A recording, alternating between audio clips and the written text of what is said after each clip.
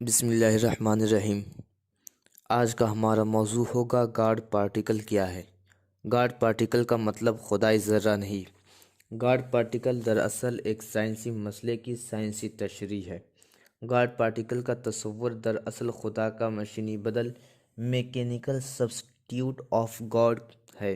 God particle کی دریافت کا براہ راست طور پر مذہبی عقیدے سے کوئی تعلق نہیں۔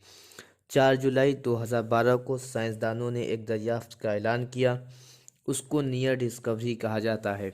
یہ دراصل ایک سب ایٹمک پارٹیکل کی دریافت ہے جس کے بارے میں پچھلے تقریباً 50 سال سے ریسرچ ہو رہی تھی۔ اسی درمیان 1993 میں ایک امریکی سائنسدان لیان لیڈرمین نے ایک کتاب تیار کی۔ اس کا ٹائٹل اس نے گاڈ ڈیم پارٹیکل تجویز کیا۔ اس وقت تک یہ پارٹیکل ایک پراسرار پارٹیکل بنا ہوا تھا۔ لیان لیڈرمین اپنی کتاب میں اس پارٹیکل کا کوئی واضح تصور نہیں دے سکا تھا۔ اس نے جھنجھلاہٹ میں اپنی اس کتاب کا نام گاڈ ڈیم پارٹیکل رکھ دیا۔ گاڈ ڈیم ایک بگڑا ہوا نام ہے۔ اردو میں کہتے ہیں خدا کی لعنت۔ خراب موسم ہو تو کہا جائے گا گاڈ ڈیم ویدر۔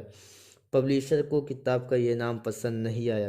اس نے بطور خود ڈیم کا لفظ نکال دیا اور کتاب کو گاڈ پارٹیکل کے نام سے چھاپ دیا۔ اس وقت سے عوامی طور پر اس ذرے کو گاڈ پارٹیکل کہا جانے لگا۔ تاہم سائنسدانوں کے نزدیک اس ذرے کا نام ہگس بوزان ہے۔ بوزان کا لفظ دراصل بوس کے نام سے لیا گیا ہے۔ ستیندر ناتھ بوس ایک انڈین سائنسداں تھے۔ ان کی وفات 1974 میں ہوئی۔ انہوں نے 1924 میں سب ایٹمک پارٹیکل کے بارے میں ایک پیپر تیار کیا تھا۔ اس پیپر کو البرٹ آئنسٹائن اور دوسرے سائنسدانوں نے بہت پسند کیا تھا۔ اس وقت سے اس پارٹیکل کا نام بوزان پڑ گیا ہے۔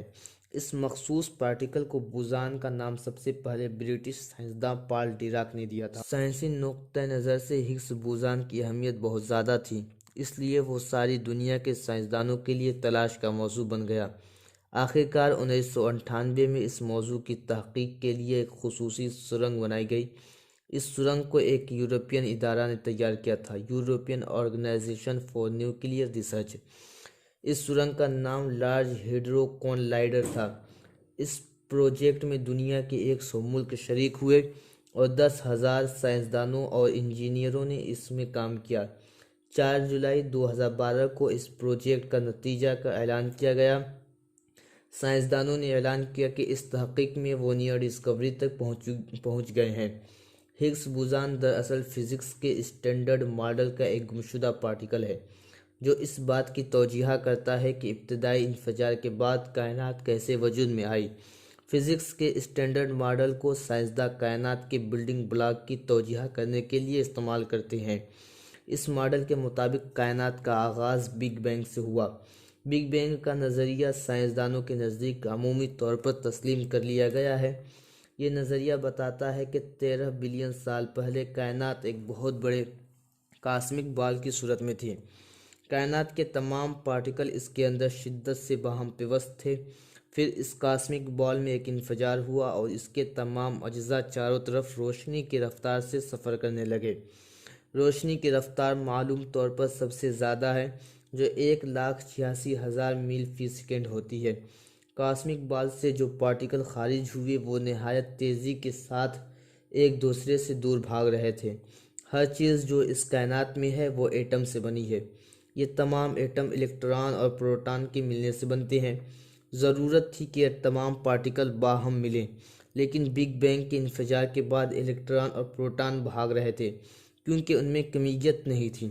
یہ ذرات باہم مل کر ایٹم کو صرف اس وقت بنا سکتے تھے جبکہ ان کی رفتار کم ہو، اور ان کی رفتار صرف اس وقت کم ہو سکتی تھی جب ان کے اندر کمیت پیدا ہو جائے۔ ہگس بوزان کی اہمیت یہ ہے کہ وہ اس سائنسی مسئلے کا جواب فراہم کرتا ہے۔ ہگس بوزان ایک سب ایٹمک پارٹیکل کا نام ہے۔ سائنسدانوں کے مطابق ہگس بوزان کا کام یہ ہے کہ وہ ایٹم کے پارٹیکل کو کمیت عطا کرے۔ اس کے بعد ہی یہ ممکن ہوتا ہے کہ ایٹم مل کر مالیکیول بنائے اور پھر مالیکیول کے بننے سے کمپاؤنڈ بنے۔ پھر کمپاؤنڈ کے ملنے سے وہ تمام چیزیں بنتی ہیں جو کہ اس وقت کائنات میں موجود ہیں۔ اگر ہگس بوزان نہ ہوتے تو پارٹیکل میں کمیت پیدا نہ ہوتی جو کہ باہم مل کر ایٹم بناتے۔ اس کا نتیجہ یہ ہوتا کہ تمام پارٹیکل روشنی کی رفتار سے خلا میں سفر کرنے لگتے۔ پھر یہ ناممکن ہو جاتا کہ وہ باہم مل کر ایٹم بنائیں اور اس کے بعد کائنات کی تمام چیزیں وجود میں آئیں، ستاروں سے لے کر سیاروں تک اور غیر ذی روح اشیاء سے لے کر ذی روح اشیاء تک۔ قرآن کی سورہ نساء میں ارشاد ہوا ہے افلا یتدبرون القرآن ولو کان من عند غیر اللہ لوجدوا فیہ اختلافا کثیرا، یعنی کیا یہ لوگ قرآن پر غور نہیں کرتے؟ اگر یہ قرآن اللہ کے سوا کسی اور کی طرف سے ہوتا تو وہ اس میں بہت زیادہ اختلاف پاتے۔ قرآن 7ویں صدی عیسوی کے ربع اول میں اترا۔ یہ سائنس کی دریافتوں سے بہت پہلے کا زمانہ تھا۔ اس قبل دریافت زمانے میں قرآن کی اس آیت کا اترنا گویا یہ دعویٰ کرنا تھا کہ بعد کی دریافت شدہ حقیقتیں قرآن کے عین مطابق ہوں گی۔ قرآنی بیانات اور دریافتوں کے درمیان کبھی عدم مطابقت نہ ہوگی۔ اس طرح یہ واقعہ اس بات کی تصدیق ہوگا کہ قرآن عالم الغیب کی کتاب ہے، کیونکہ عالم الغیب کے سوا کوئی بھی پیشگی طور پر ان حقیقتوں کو نہیں سمجھ سکتا تھا۔ اس اعتبار سے غور کیا جائے تو معلوم ہوتا ہے کہ بگ بینگ کا تصور اور ہگس بوزان کا تصور پیشگی طور پر قرآن میں موجود تھا۔ اس سلسلے میں قرآن کی سورۃ الانبیاء کی آیت اولم یری الذین کفروا ان السماوات والارض کانتا رتقا ففتقناہما وجعلنا من الماء کل شیء حی افلا یؤمنون۔ قرآن کی اس آیت میں تخلیق کے 3 مرحلوں کا ذکر ہے۔ پہلے مرحلے کو رتق کہا گیا ہے۔ رتق کا مطلب ہے منظم الاجزاء، یعنی کائنات کے تمام پارٹیکل کا باہم جڑا ہوا ہونا۔ اس میں کاسمک بال کی طرف اشارہ ملتا ہے۔ دوسرے مرحلے کو قرآن میں فتق سے تعبیر کیا گیا ہے۔ فتق کا مطلب ہے الفصل بین المتصلین، یعنی باہم ملی ہوئی چیزوں کا ایک دوسرے سے الگ ہو جانا۔ اس میں بگ بینگ کے واقعے کی طرف اشارہ ہے۔ اس کے بعد تیسرے مرحلے میں پانی الماء کے بننے کا ذکر ہے۔ یہاں پانی کا ذکر علامتی طور پر ہے، یعنی پانی اور دوسری تمام چیزیں۔ پانی ایک جوہری مادہ ہے۔ اس طرح کے بہت سے جوہری مادے کائنات میں پائے جاتے ہیں۔ پانی ہائیڈروجن کے 2 ایٹم اور آکسیجن کے 1 ایٹم کے ملنے سے بنتا ہے۔ یہی معاملہ دوسری تمام مادی چیزوں کا ہے۔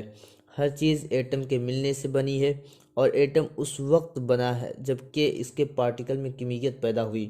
اس طرح اس آیت میں پانی کا ذکر کر کے اس نوعیت کی دوسری تمام مادی چیزوں کی طرف اشارہ کر دیا گیا ہے، یعنی فتق کے واقعے کے بعد تمام پارٹیکل میں کمیت کا پیدا ہونا اور پھر پارٹیکل کا مجتمع ہو کر تمام چیزوں کا وجود میں آنا۔ قرآن سائنس کی کتاب نہیں، البتہ قرآن میں مظاہر فطرت کے بہت سے حوالے دیے گئے ہیں جو کہ سائنس کا موضوع تحقیق ہیں۔